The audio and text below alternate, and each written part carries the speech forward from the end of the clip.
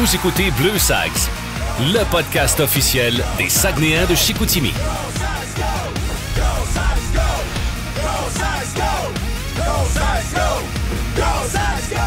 Ce podcast est propulsé par le 94.5 Énergie et iHeartRadio. Voici Thomas Aubin et Pierre-Alexandre Fontaine. Le temps des fêtes est terminé. Deuxième partie de la deuxième saison de Bleu Sags. Salut Thomas. Salut PA. On a eu du fun dans les derniers mois parce qu'on a commencé à recevoir les joueurs des Saguenayens pour en apprendre sur leur carrière, en apprendre aussi sur la réalité d'un joueur de hockey dans la LHJMQ qui n'est pas toujours évidente, des joueurs qui sont étudiants, des joueurs qui, bien souvent, changent de ville, vivent une expérience. Là, on s'est dit, ça prend le boss. Ouais, ça prend le gars qui est derrière le banc, qui dirige, qui prend les décisions. Les shots, ouais. Le gars mature de la gang, finalement, tu sais. On a l'entraîneur-chef et directeur général pour le début de la deuxième moitié de saison de Bleu Sags, Yannick Jean. Salut. Salut. Comment ça va? Ça va bien, mais mature puis vieux, ça va pas nécessairement tout le temps ensemble. Là. Je te confirme que c'est le cas. Moi, c'est aucune maturité et déjà rendu à 36 ans. Merci Yannick de me rappeler à l'ordre. J'adore ça. Yannick, écoute, ça fait tellement longtemps qu'on se parle, ça fait des années qu'on fait des entrevues ensemble. Là, on va avoir l'occasion d'y aller un peu plus en profondeur, d'en apprendre un peu plus sur ta vie en tant que joueur de hockey, en tant qu'entraîneur, en tant que directeur général également. T'es un petit gars de la région, t'es né du côté d'Allemand. Comment ça s'est passé ta jeunesse? Étais-tu dans une famille de hockey? Est-ce que tôt dans ta vie, t'as comme eu un contact avec ce sport-là? Oui, la famille de ma mère, là, du côté de ma mère, c'est une famille de hockey. Et, dans ce temps-là, on écoutait le hockey le samedi soir à TV. Là. On se regroupait souvent du côté des... Ma mère, c'était une Juno, puis on allait là, des fois chez mon oncle, des fois chez mes grands-parents. Puis on écoutait souvent le hockey. Il y avait des parties de famille, c'était le hockey. Durant le temps des fêtes, c'était le championnat du monde junior. Puis vraiment, là, à l'âge de 3-4 ans, j'étais vraiment attiré par ça. Puis...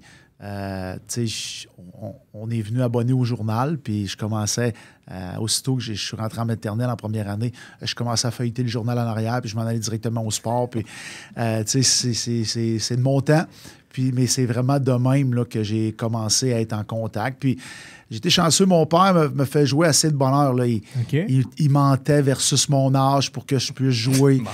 Mettons, à 3 ans, il disait que j'avais 4 ans, puis j'étais tout le temps une année, mettons, en dessous de plus jeune que tout le monde, là, parce que mon âge était un petit peu faussé. Ben, est-ce que tu avais déjà une bonne shape comme tu as présentement? Ouais. T'es quand même grand, t'es oui, large, ça, c'était pas un problème. Je pense qu'il me croyait par rapport à ça, mais ça a été long là, avant que je puisse être agile sur patin puis tout ça.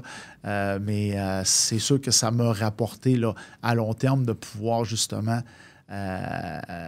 commencer plus tôt puis jouer avec des plus vieux. Mais le mensonge, j'ai arrêté quand, mettons? Ouais, c'est ça. Je te dirais, là, quand on arrive là, novice, là, 7-8 ans, là, c'est plus dur de compter les faussetés. Là. Il demande pas 3 ans qu'il est novice, lui? Mais il y a eu des changements d'âge aussi dans ce temps-là. Puis je pense qu'il y a des catégories que j'ai joué 3 puis 4 ans. Là. Ouais. OK, je comprends. Mais là, c'est le fun parce que tu développes ta carrière de hockey et tu as été chanceux, tu as été un Saguenayen de Chicoutimi finalement dans ta carrière. Comment ça a été cette journée-là où tu as été repêché par ton équipe locale? Parce que j'imagine que en tant que jeune joueur de hockey, tu as dû suivre les développements des Saguenayens à l'époque. Oui, on était déménagés à Chicoutimi. Ça faisait peut-être, là, à l'âge de 9 ans, on est déménagé. Ça faisait peut-être 8-9 ans que je jouais ici. Mon hockey mineur, là, à partir de Atome, je l'ai fait ici. Puis, je jouais au baseball en même temps. Je jouais junior major au baseball. La journée que j'ai été repêché, je jouais avec les Voyageurs, puis on avait un programme double. Puis je l'ai appris le lendemain dans le journal. J'ai ouvert le progrès dimanche. Le repêchage était un samedi. Puis on avait joué un programme double ici à Jonquière. Puis on jouait encore un programme double le dimanche. Puis en me réveillant le dimanche matin, je feuilletais le progrès dimanche. Puis j'avais vu que j'avais été repêché par les Saguenayens en 13e ronde. Donc, c'était tout qu'un... Il y a personne qui t'a appelé? Non, à partir du midget 2B.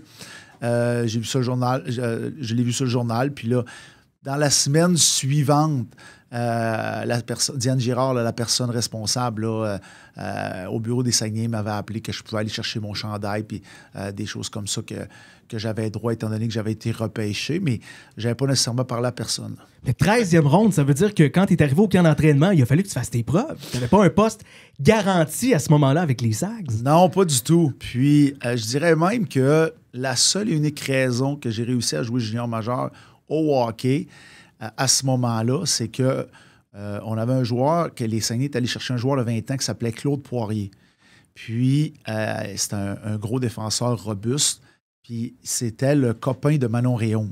Okay. Puis Manon Réaume s'était envenu ici avec Claude.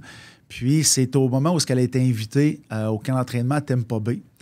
Fait que Manon est partie à Tampa Bay, a réussi à se trouver une place pour jouer dans une ligue professionnelle.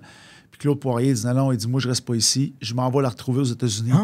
Fait que de fil en aiguille, c'était un peu fou là, parce que aussi je suis parti pendant une semaine au camp d'entraînement pour aller au championnat canadien de baseball junior majeur.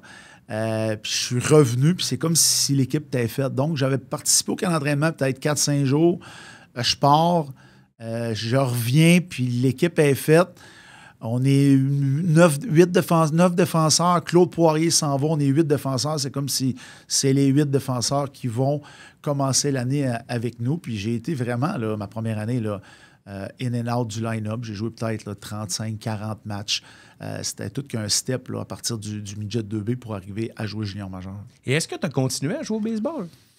J'ai continué l'année suivante.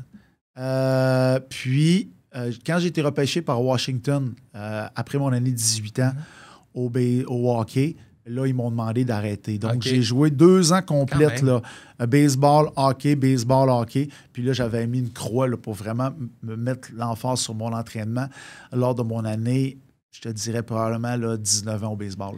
Puis tu sais, ça a été des bonnes années, les années des Sags, où tu étais là, tu as joué avec des gars dont les chandails sont retirés au centre Georges Vézina. Comment ça s'est passé, cette carrière-là, avec les Sags?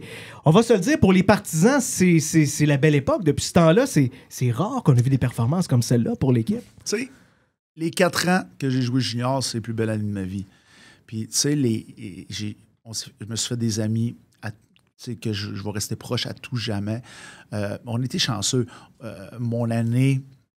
17 ans, on avait peut-être 8, 9, 10 joueurs de 17 ans, justement. On était jeunes, puis on a comme grandi ensemble. Moi, à 18 ans, on a gagné. Puis on était peut-être 13, 14 joueurs de 18 ans qui étaient de retour à 19 ans l'année d'après également. Puis tu sais, on a joué avec des joueurs comme, mettons, Saint-Jacques, comme Beauregard, Gosselin, des joueurs qui avaient gagné, eux, en 91, connaissaient, savaient qu'est-ce que ça prenait, savaient qu'est-ce qu'il fallait faire pour arriver à gagner. Puis ils ont été un bon exemple pour nous autres. Puis, tu sais, ça a été 4 ans où est-ce que la culture se retransmettait vraiment d'année en année. Mon année 20 ans, on est allé en demi-finale contre Granby, qui a gagné la Coupe Memorial une main dans le dos. Puis, on avait 13 joueurs de 16 et 17 ans. Okay. Donc, tu sais, les Saguenayens étaient bons à chaque année. Les Saguenayens étaient ultra compétitifs. Puis, il y avait une culture qui faisait en sorte que ça se retransmettait d'année en année. Est-ce que déjà à l'époque, parce que je sais qu'en tant qu'entraîneur, puis on va y revenir à ta carrière d'entraîneur, mais tu mets toujours de l'emphase sur le côté étudiant d'un joueur. Comme quoi, oui, il y a la Ligue nationale, mais il y a autre chose après. Est-ce qu'à l'époque, tu étais un peu comme ça? Est-ce que tu étais un joueur, mais qui pensait quand même à son côté étudiant, puis la suite, puis l'après, même si tu le disais, tu avais été repêché par Washington à ce moment-là? Oui, j'ai fait mes sciences nat, là, on disait les sciences pures dans le temps, alors que avec Alain Astradine puis avec Dominique Savard. On était 3 joueurs qui sont suivis dans leur parcours académique. Puis on est les 3 joueurs qui faisaient leur science. Il y en avait d'autres, là, je te dirais peut-être 8-10 autres joueurs qui allaient à l'école aussi en sciences humaines. Puis on avait peut-être la moitié de l'équipe, là, une dizaine de joueurs qui n'allaient pas à l'école du tout dans ce temps-là. Ah, ouais. C'est certain qu'on n'avait pas le même encadrement. On n'avait pas une personne... à ce moment-là, au début, qui s'occupait de nos études. Ça a été un petit peu les débuts, là, conseiller pédagogique, mais pas autant impliqués qu'ils sont maintenant. Je sais qu'on avait des gens là, comme Marc Gagnon qui nous ont donné un gros coup de pouce là, à ce moment-là au cégep. Puis je l'ai revu il y a quelques années, justement, là, à l'occasion. Puis, tu sais, c'est des gars qui ont aidé des personnes qui ont aidé notre cheminement scolaire. Mais on manquait un match où on avait un match et on avait un entraînement, on manquait l'école tout simplement. C'était pas bien structuré comme ça l'est aujourd'hui. À quel moment tu te dis, OK, ma carrière d'après-joueur va finalement devenir une carrière d'entraîneur? Parce que j'imagine que maintenant, ça te trotte dans la tête. Tu comprends la game, tu l'analyses. Est-ce que déjà à ce moment-là, tu parlais à ton coach en disant, c'est quoi, moi j'aimerais ça devenir entraîneur un jour? À quel moment ça se prend cette décision-là? Je te dirais après 2 ans professionnels, là, j'ai joué, j'ai pas été signé par Washington. J'ai joué, je me suis promené un petit peu dans les circuits mineurs. Après ma 2e année, je me suis vraiment dit, ça ne marchera pas. Je ne jouerai pas dans la Ligue nationale, il manque de vitesse. J'y parviendrai pas. Maintenant, qu'est-ce que je fais? J'avais une capacité d'analyse de la game. Ça a été tout le temps quelque chose d'important pour moi de bien comprendre le jeu. Puis je me suis dit, j'aimerais vraiment ça coacher, rester dans le domaine du sport. Puis, tu sais, à ce moment-là, je me suis dit, tu sais, si j'ai joué 2 ans professionnel, mineur, j'ai pas nécessairement beaucoup d'expérience encore, j'avais vu juste 2 entraîneurs à venir jusqu'à ce moment-là. Je pensais que ça serait peut-être difficile pour moi. Donc, j'ai dit, je vais continuer, persévérer un petit peu. J'ai joué 2 autres années. Donc, j'ai joué 4 ans pour voir différents styles de coaching. Puis, après ces 4 ans-là, j'étais convaincu que c'est ça que je voulais faire. Je voulais coacher. Maintenant, je ne voulais pas dire je veux coacher juste parce que je finis de jouer au hockey. J'étais allé à l'université en activité physique pour aller chercher des cours de psychologie, des cours de sport, de base de sport, pour justement arriver à progresser là-dedans. Puis, aussitôt que je suis rentré à l'université, je suis rentré à temps partiel avec les Saguenayens, développement des défenseurs. Puis, de fil en aiguille, j'ai gravi les échelons. Tu sais, t'es un gars qui est très familial, puis on s'entend devenir entraîneur, ça demande énormément de temps, énormément de sacrifices. Ça t'a amené à coacher, oui, Victoriaville, mais aussi l'île du Prince-Édouard avant d'arriver à Chicoutimi. Ça a été comment cette expérience-là, de devoir aller jusqu'à l'île du Prince-Édouard pour exercer ton métier? Familialement parlant, ça doit pas être facile de prendre ces décisions-là. Ça a été extraordinaire. Honnêtement, ça a été probablement une des plus difficiles décisions qu'on a eu à prendre lorsque ça faisait 4 ans que j'étais entraîneur ici, adjoint à Chicoutimi. On était bien. Puis d'avoir une première offre là, comme entraîneur-chef un peu à l'autre bout du monde, c'était quelque chose. Ça a été difficile de prendre la décision de dire « OK, on part ». J'avais seulement qu'un enfant à ce moment-là. Mais, tu sais, on était là seulement que 3 ans, mais ça a été des années fantastiques. On a appris à être une famille. Ma fille est née là-bas aussi également. Tu sais, quand tu n'as pas personne pour t'appuyer, tu n'as pas de famille, tu es complètement tout seul, isolé, je pense que tu apprends à t'appuyer un sur l'autre, tu apprends à avoir besoin un de l'autre, puis à t'aider. Puis ça a fait en sorte que ça a vraiment fait... Je pense que c'est vraiment les années où est-ce qu'on est devenu une famille. Puis après ça, vient ton arrivée à Chicoutimi qui a été, je dirais, marquant, parce que c'est arrivé dans un drôle de contexte où finalement, on ne reviendra pas sur tous les détails, mais le DG, l'entraîneur-chef à l'époque, se font congédier finalement en plein match. Finalement, Yannick Jean est appelé à devenir le nouvel entraîneur-chef et directeur général. J'étais présent à la conférence de presse, d'ailleurs, à ton arrivée à Chicoutimi. Comment ça s'est passé, ce téléphone-là? On t'appelle, Yannick, ça te tente-tu de relever le défi des Sacs? J'imagine que pour toi, qui étais un gars de la région, un gars qui a joué pour les Sacs, tu parlais de culture tantôt, ça a dû être quasiment l'appel, écoute, le grand bonheur. Le grand... Tu sais, ça a été un appel, tu dis, OK, wow, là, c'est vraiment l'opportunité. Mais d'un autre côté, ça faisait 8 ans qu'on était à Victoriaville. J'avais un travail que j'apprenais. J'étais rendu seulement que directeur général. Je ne coachais plus là, depuis le début de l'année. J'étais directeur général. Donc, à ce moment-là, je me suis dit, bon, c'est une belle opportunité pour moi, mais de tout déraciner notre famille de Victoriaville jusqu'à Chicoutimi. C'était une grosse affaire. Ça a été une décision très, très difficile à prendre.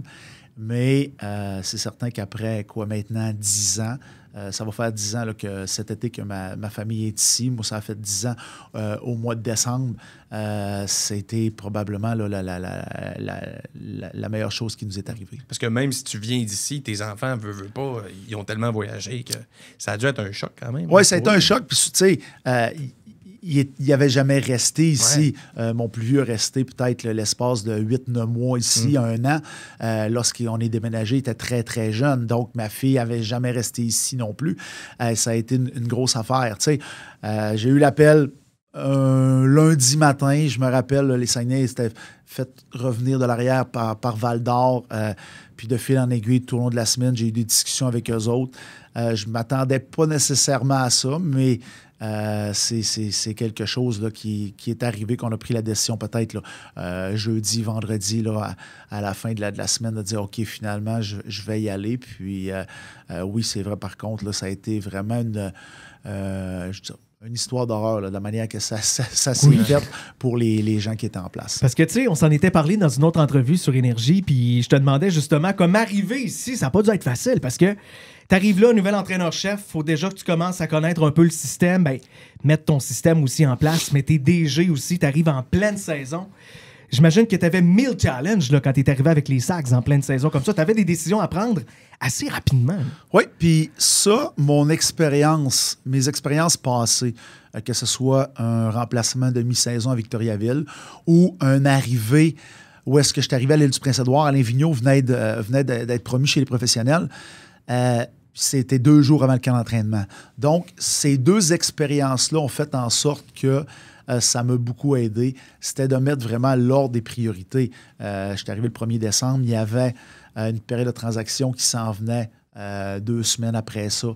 Le plus important, c'était vraiment d'essayer de fignoler un alignement qui serait compétitif pour la deuxième moitié de saison.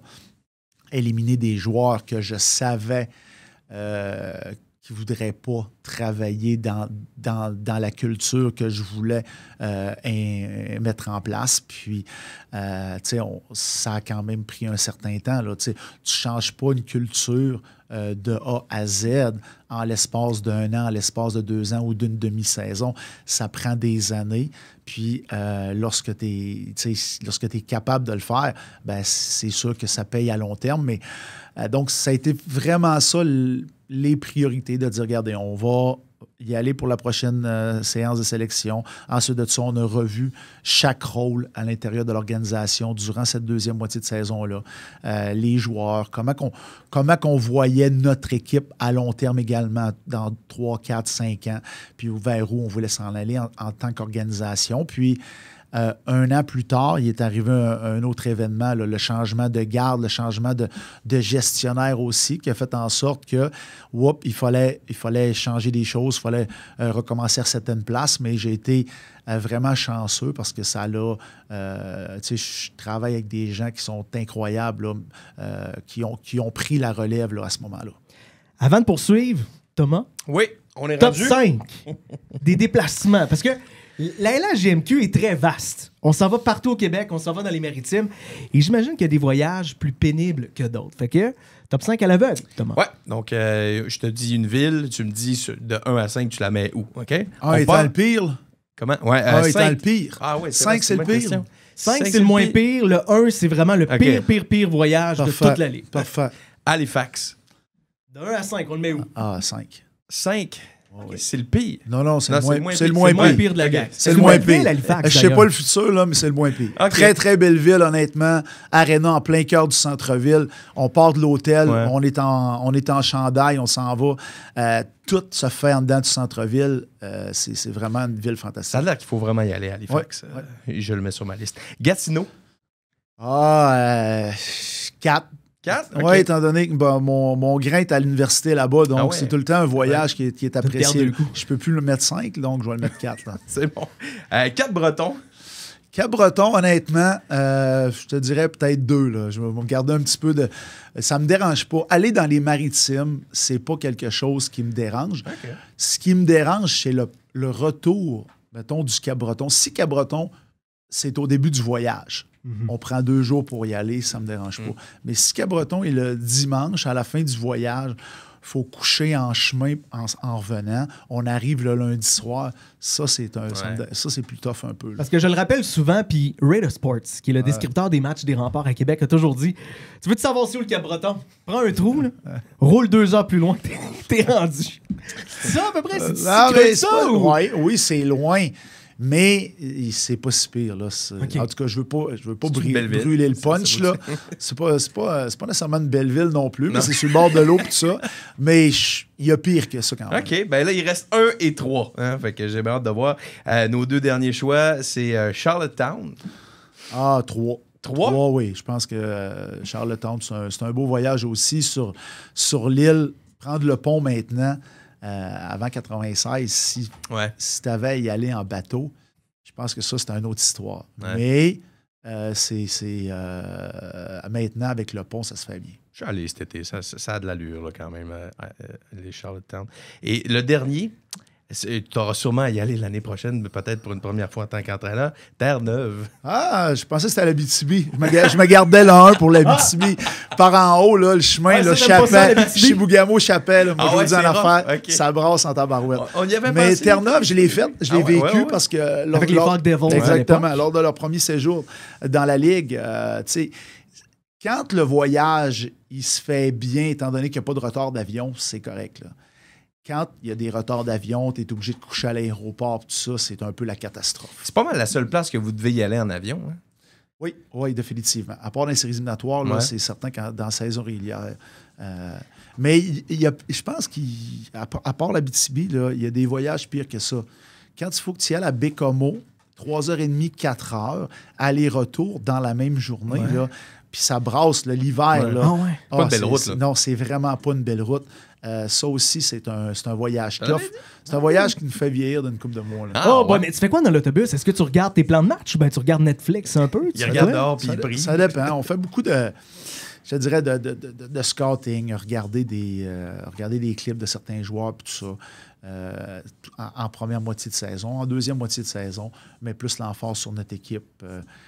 Comment on est en préparation versus les séries éliminatoires. Mais mes coachs font vraiment beaucoup de scouting des autres équipes là, dans l'autobus. OK. Fait que, top 5 finale. En première position, la pire place, Terre-Neuve. Deuxième, Cap-Breton. Troisième, Charlottetown. Quatrième, Gatineau. Et cinquième, Halifax. Es-tu fier de ton top 5? Oui, mais je te dis, l'Abitibi... L'Abitibi est à 0, là, ça, c'est sûr. On va revenir sur ta carrière d'entraîneur, directeur général. Tu sais, il y a une réalité dans la LHJMQ, c'est des jeunes que tu coaches. Puis encore cette année, j'étais au camp d'entraînement quand les jeunes d'à peine 15-16 ans se présentent. Les parents sont là. Tu sais, pour te dire, ils sont tout petits, Mais tu as à gérer ça aussi qu'entraîneur. C'est quoi la réalité d'un entraîneur de la LHJMQ à renouveler des cycles et coacher des jeunes comme ça à chaque année?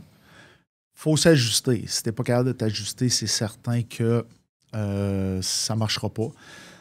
Faut trouver des éléments de connecter avec eux. Ça te prend des jeunes coachs qui travaillent avec toi. Ça te prend des... Tu sais, si tu ne connectes pas avec eux autres, tu sais, je dis tout souvent ça, puis c'est drôle, j'en parle avec des joueurs aussi. Tu sais, tu peux être vieux, mais il faut quand même que tu trouves des moyens de connecter. Si c'est pas toi qui connecte, il faut que ça en soit d'autres qui connectent. Donc, tu n'as pas le choix. Il faut que tu sois capable de t'ajuster. Avant, les générations échangeaient à tous les 10, 15 ans. Après ça, ça a été aux 5 ans. Je te dis, on dirait que à chaque année maintenant, il faut être capable de s'ajuster. C'est des nouvelles affaires. On dirait que cette année, ça ne sera pas la même génération que l'année prochaine, puis ça ne l'est pas la même que l'année passée. C'est un peu la perception qu'on a. Si tu n'es pas capable de t'ajuster, c'est certain que tu ne peux pas t'offrir. C'était-tu important pour toi d'être et entraîneur-chef et directeur général? Parce qu'on le voit à quelques endroits quand même dans la Ligue, mais il y en a d'autres que c'est vraiment 2 postes qui sont séparés. Ouais. Pourquoi toi, tu veux les 2 à Saguenay? Ben, parce que je suis capable de faire les 2. Là. J'ai l'expérience, mais surtout, j'ai des gens incroyables qui me supportent là-dedans. Faut que ça se fait si tu es bien encadré. Ça prend des responsables du département de dépistage, quelqu'un qui suit nos joueurs midget. Ça prend quelqu'un qui est capable d'aider aux opérations quotidiennes. Ça prend quelqu'un qui est capable de voir beaucoup de matchs juniors majeurs également. Ça prend quelqu'un qui est capable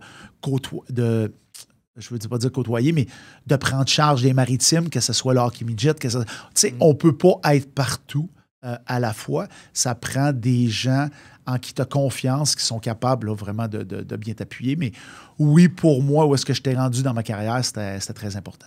Tu sais, dans les dernières années, j'ai eu l'occasion de parler avec des gars comme Nicolas Roy, des gars qui finalement ont atteint la Ligue nationale. Puis, tu sais, souvent, le rôle de l'entraîneur va devenir important. Tu m'expliqueras comment on fait dans ce temps-là. Mais, tu sais, c'est des gars qui, à la GMQ, vont, par exemple, être dominants offensivement. Ils vont marquer des buts, vont faire des passes. Et un coup rendu dans la Ligue nationale, le rôle change un peu. Parce qu'ils réalisent qu'ils sont face à plein de joueurs qui sont meilleurs qu'eux, offensivement ou à d'autres niveaux. Comment tu fais pour préparer ces gars-là pour la Ligue nationale, sachant que possiblement, rendu en haut, le rôle n'est pas le même? Il faut que tu sois capable de projeter ton joueur. C'est quoi les opportunités qu'il va avoir à l'autre niveau? Dans quelle chaise, dans quel rôle il va être capable de jouer et dans quel rôle il va être efficace. C'est certain que les équipes nous parlent, les dépisteurs, ils nous parlent aussi. Comment qu'on le voit à l'autre niveau, comment eux le voient à l'autre niveau également. On prend l'exemple de Nicolas que tu as amené. Puis, je me suis assis souvent avec Nick en disant, Nick, que tu fasses 90 points, pas à jouer de la bonne manière, moi, ça ne me dérange pas vraiment. Mais toi, tu t'aides pas. Si tu fais 70 points en étant bon des deux côtés, en priorisant ton jeu défensif, tu vas les faire quand même les points. Puis c'est dans ce rôle-là que tu vas jouer plus tard. Si je suis capable de jouer, que ce soit en avant du but sur l'avantage numérique ou en désavantage numérique à 3 contre 5, si je suis capable de te mettre à l'aile comme au centre, il faut que dans son rôle, il fallait qu'il développe une polyvalence. Puis, c'est pas tous les joueurs qui le comprennent. Il y a beaucoup de joueurs qui stubborn, là, qui s'obstinent, qui sont en opposition. Mais tu sais, ça fait l'exemple de Nicolas Roy fait en sorte que ça a été si le fun de travailler avec lui, de dire il l'a compris, puis tu sais, il a voulu le faire. Puis le meilleur exemple que je dis, puis je le compte encore des joueurs, c'est qu'un jour, Nicolas Roy était devenu tellement bon en avant du but. On était en avantage numérique 5 contre 3 en prolongation. Puis, je dis à Nick, tu vas aller sur le dot là-bas, puis on va te faire une passe, tu vas shooter. Il dit non. Il dit, moi, je suis bon en avant du but. Fait que, tu sais, à ce moment-là, je me suis dit, il a compris. Puis, il va y arriver. Fait que, tu sais, c'est un exemple parmi tant d'autres, mais il faut être capable de bien le dire aux joueurs, de bien le vendre aux joueurs, tu sais. Mais quand tu es capable de bien le vendre, mais quand les joueurs ils savent que tu es honnête avec eux, je pense que ça l'aide. Je veux dire, il a gagné une Coupe Stanley. Non? Ah oui! Il t'en doit une un peu. Il y a d'autres chances. Il va peut-être avoir d'autres chances d'en gagner aussi. Honnêtement, je suis allé le voir là, un mois et demi là, au Centre Bell, un samedi soir, qu'on n'avait pas de match. Puis c'est vraiment impressionnant de voir où est-ce qu'on est rendu dans sa carrière au moment où on se parle. Je voulais te parler aussi du record. On n'a pas le choix. Tu as tellement battu de records dans la LHJMQ. Je pense que celui qui est le plus marquant, c'est celui de l'entraîneur le plus victorieux. Je me rappelle, j'étais juste à côté du banc ce soir-là. J'ai vu la réaction des joueurs. Même du côté de Victoriaville, on est venu te serrer la main. Chacun des joueurs qui est venu te serrer la main. J'ai senti ce soir-là... J'ai senti ton côté human, émotionnel ressortir un petit peu plus. Je pense que tu as mentionné ta famille, tu as mentionné le travail des joueurs, tu as mentionné... Comment tu as vécu ça, ce record-là? Est-ce que pour toi, c'est une marque qui est importante ou c'est un chiffre dans un livre puis on passe rapidement à autre chose? C'était marquant pareil. Tu as marqué l'histoire de la LHJMQ avec tes victoires. Là. Je te dirais qu'avant que ça arrive, je pense que c'était plus un chiffre dans un livre. Mais de voir la réaction, oui, des joueurs, puis c'est comme si comment la grosseur de l'événement m'a fait un peu me rendre compte que ça a été, c'était peut-être plus gros que ce que je le voyais vraiment en réalité. Mais tu sais, quand ça arrive dans la saison, on recommence puis on passe à l'autre chose là, après ça. Donc, je pense que oui, ça a été quelque chose de gros. À un moment donné, je t'ai dit, OK, on peut-tu passer à autre chose aussi? Là? On peut-tu parler d'autres choses? Je ne voulais pas que ça devienne quelque chose qui gêne les joueurs ou que soit un élément de la distraction ou peu importe. Mais c'est quelque chose là que je suis capable de dire, puis surtout dans l'été d'apprécier, de dire, OK, bon, ben c'est dire, OK, là, je suis fier de ça, puis c'est gros, la Ligue de hockey junior major du Québec, ça a beaucoup d'années, puis je suis capable de te dire que j'en suis très fier. Là. C'est quoi la suite? Parce que là, maintenant, tu as ces records-là, autant le nombre de matchs coachés, le nombre de victoires, autant du côté des Sacs que de la LHJMQ, tout ça. C'est quoi la suite? Une coupe? La Ligue nationale, la Ligue américaine. C'est quoi la suite selon toi? Là? Qu'est-ce que tu aimerais faire dans ta carrière de coaching? Je suis venu ici, puis si tu étais à la première conférence de presse, tu t'en rappelles, je suis venu ici pour gagner la coupe. Ça, c'est clair. Je ne partirai pas d'ici sans avoir gagné la coupe. On a monté une bonne équipe en 2020. On a fait des grosses transactions, tout ça. Ça n'a pas marché. On a 3 belles années de hockey, là, cette année, l'année prochaine, dans l'autre année, où est-ce qu'on a une équipe compétitive. On va voir dans le temps comment ça va aller, mais on veut se donner des chances d'y arriver. Puis, on a travaillé très fort dans les dernières années pour y arriver. On a, à quelques moments aussi, échangé des bons joueurs. On a payé un petit peu le prix. Peut-être là, 1 ou 2 positions au classement. Même si on a surpris dans les 2 dernières saisons, je pense qu'on aurait pu être encore en avance là-dessus si on n'avait pas échangé de bons joueurs. Sauf que là, ces quelques échanges-là du passé commencent à rapporter, puis vont rapporter encore pour quelques années. Puis, on s'en va vraiment vers des bons moments ici à Chicoutimi. Donc, tu sais, je l'ai tout le temps dit, je ne suis pas pressé. Lorsque les enfants seront partis de la maison, je verrai où est-ce que j'en suis rendu là. Je suis bien dans le temps comme dans le temps. Là. Peut-être que ma dernière question va être collée sur l'actualité aussi. Période des transactions terminée. On n'a pas eu de gros changements chez les Sags nécessairement. On a eu des universitaires qui sont venus dans les dernières semaines. Nouveau gardien numéro 2. Comment tu as vu ça un peu, cette période des transactions-là, que c'est terminé? C'est certain que je suis content parce qu'on n'a pas eu besoin. On avait établi quelques priorités. On n'a pas eu besoin nécessairement d'investir des choix au repêchage ou investir des jeunes joueurs pour être capable d'améliorer notre équipe. Il n'y avait pas beaucoup de joueurs disponibles. Il n'y avait pas beaucoup, étant donné le peu de vendeurs qu'il y avait dans la Ligue. Donc, il fallait trouver d'autres moyens d'être capable de s'améliorer un peu. On voulait s'améliorer sans, justement, hypothéquer ce qui s'en vient non plus. Notre chimie est bonne. Notre chimie était bonne il y a 2 ans. Notre chimie était très bonne encore l'année passée, puis elle est très bonne encore cette année. On ne veut pas briser notre chimie, justement, d'organisation en amenant un joueur qu'on va placer puis qui va avoir besoin de jouer 25 minutes par match. Puis, tu sais, on ne travaille pas comme ça. Donc, on est allé chercher la profondeur à un peu toutes les positions. On veut reproduire ce qu'on a fait dans les 2 dernières années, c'est-à-dire d'être très, très difficile à jouer contre en deuxième moitié de saison.